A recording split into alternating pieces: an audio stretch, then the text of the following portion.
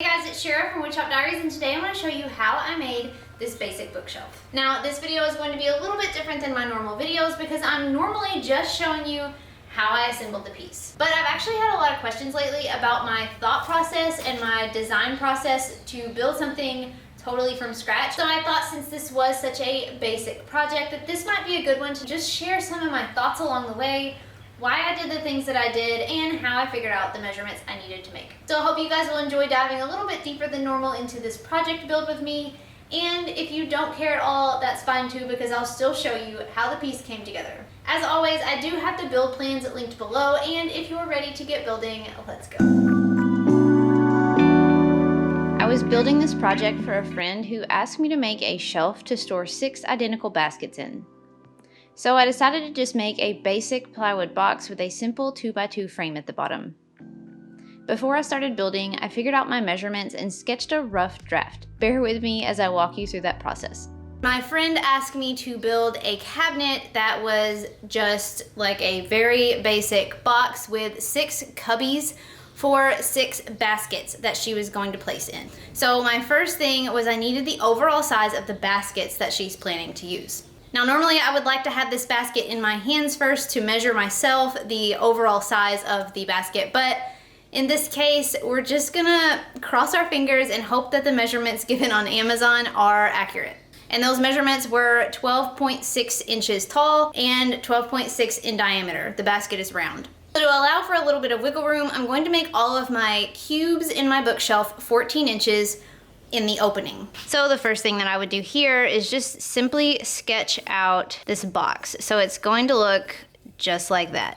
This is super elementary here. So the overall size needs to be under 34 inches according to my friend. I guess she's putting it under a window or something. Anyway, I need to keep this under 34 inches tall. So we're working with 3/4 inch plywood. And actually, just in case you didn't know, most of the 3/4 inch plywood is actually less than 3/4 inch. Now, the plywood that I use is 23 32nds, which is 1/32 less than 3/4, and in most cases it's negligible. I don't really count it, I just consider 3/4.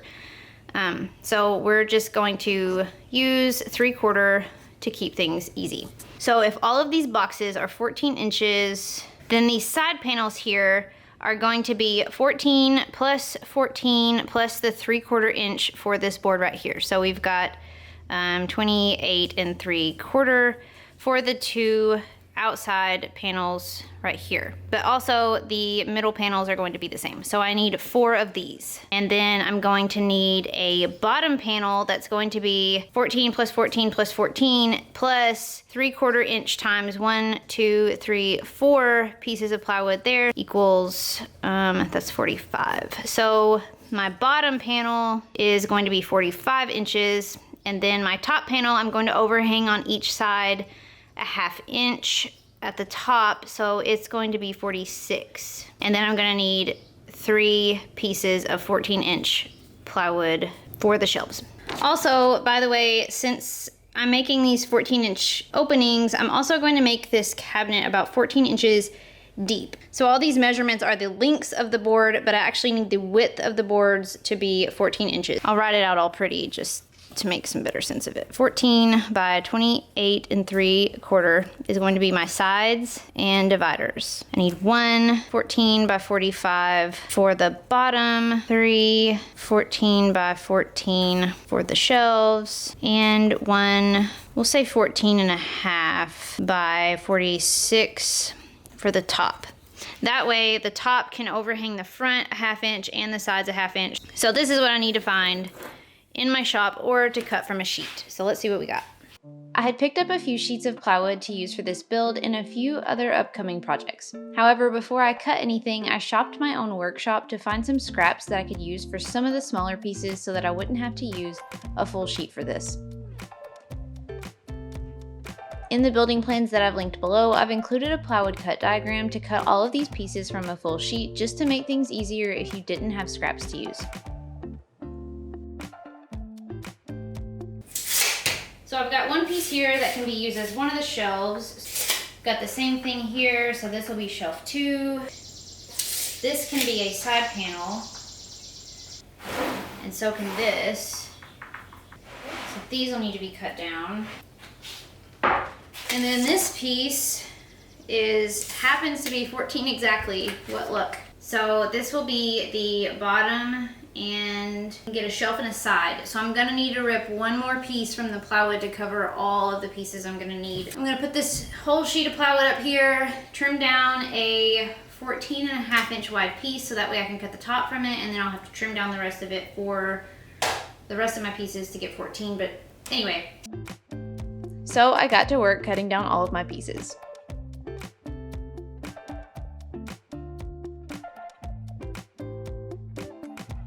I could have made all of these cuts with my circular saw, but I used a table saw and a miter saw just to make things a little quicker.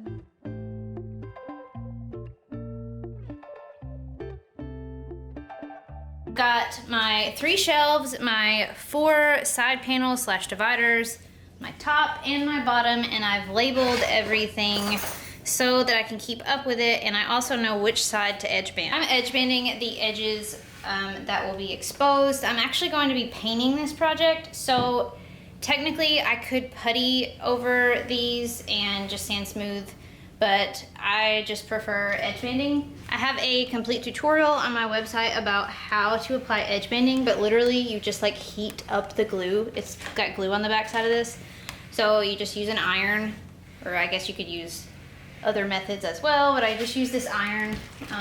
Just heat up the glue, and then you just like smash it in to make sure that it gets good and stuck, and then just break it off. And then I'll come back in a minute when I get these all done and sand the edges flush and smooth.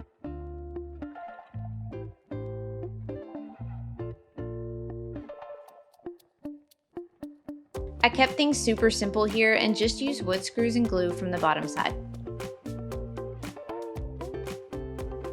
I made sure to pre-drill to help prevent splitting the plywood, and since these cubbies were 14 inches wide and the shelves were 14 inches wide, I just used the shelves to help me space the middle divider panels.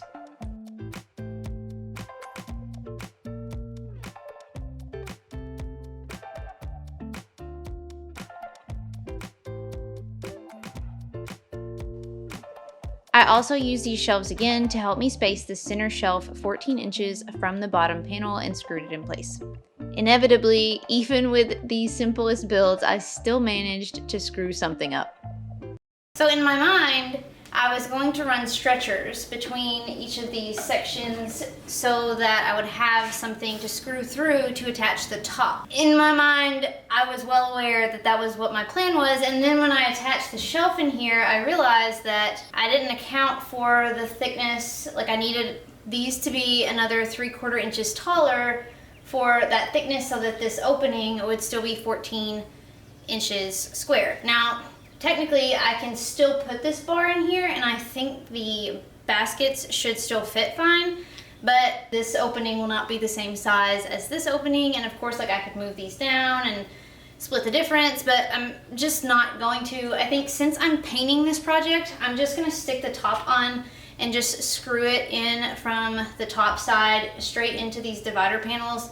Since I'm painting it, I can just putty over the screws and paint, and it won't really matter. That's not how I wanted to do this, but it doesn't really matter. It gets the job done either way. So if I was not painting this project, I would probably take the shelf out and split the difference and then add the dividers in here. I guess they're not dividers, they'd be like stretchers. I don't know. Anyway, it would be like a little scrap piece that I would put in between each section here at the top so I could attach the top from the bottom side. You wouldn't see the screws. I'm going to now attach the outside section shelves using pocket holes. So I'm going to drill those and get them installed. Then I can attach the top. And then all that's left is the base. For the left and the right shelves, I use pocket holes. You could do this several different ways, but pocket holes will be hidden on the underside of the shelf, and it will be a really quick solution. If this was something nicer than just a shelf to store kids' toys, I might have opted for dados or dowels, but it's really just a personal preference. I I carefully measured each shelf from the bottom board to keep the spacing consistent and used a speed square to make sure that they were square to the front edge before screwing in place.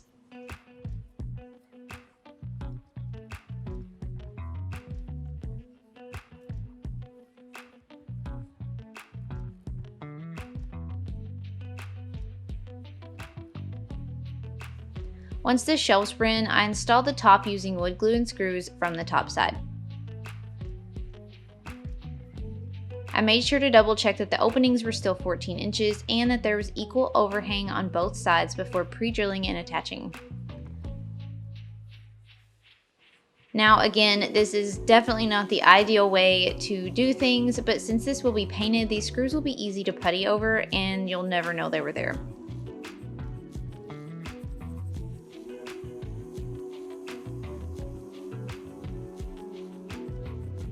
While the putty dried, I ripped down a 2x4 into 2x2s to begin making the base. You can purchase pre-cut 2x2s at the store, but I prefer to make mine from 2x4s to give me straighter boards with squared corners.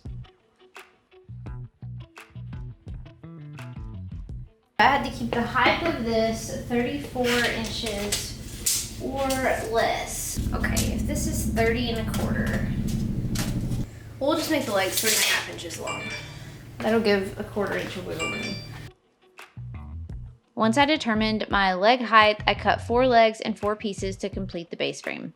I ended up making this 3 1/2 inches by 44 inches overall so that the cabinet would overhang this base 1/2 inch on each side and on the front, kind of like the top.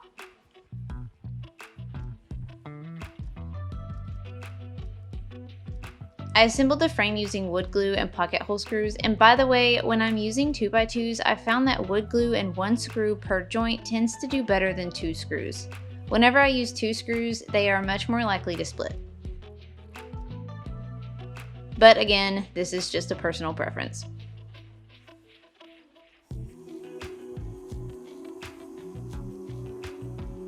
By this time the putty was dry, so I sanded it and cut a piece of 1/4 inch plywood to fit over the back.